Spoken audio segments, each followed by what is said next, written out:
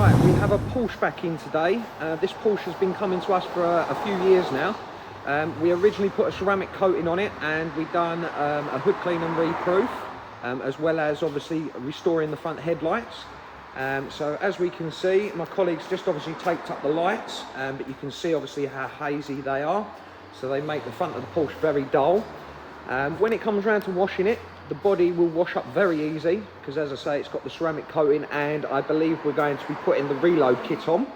And also we're going to give the cabriolet roof a little bit of a treatment, because this car actually is parked underneath a tree.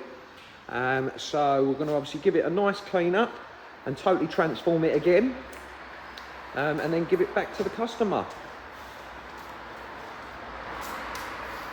Okay. Here it is, all done. This car has been to us about 3 times now. It's coming in for a top up. So it's had the top up of the matrix coating. It's had the roof done as well. Roof's been redone. This car gets parked under a tree a lot. This roof was a lot worse than that.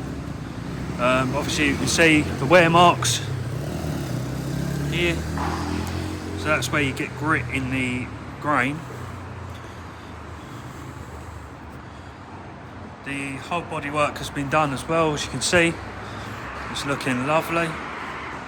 Even on the miserable day like today, it's looking shiny.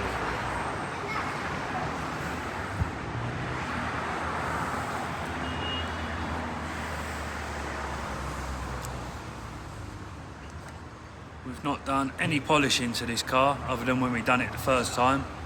This has just had a clean and a top up, but as you can see, the coating is doing its job. It's had the headlights polished as well,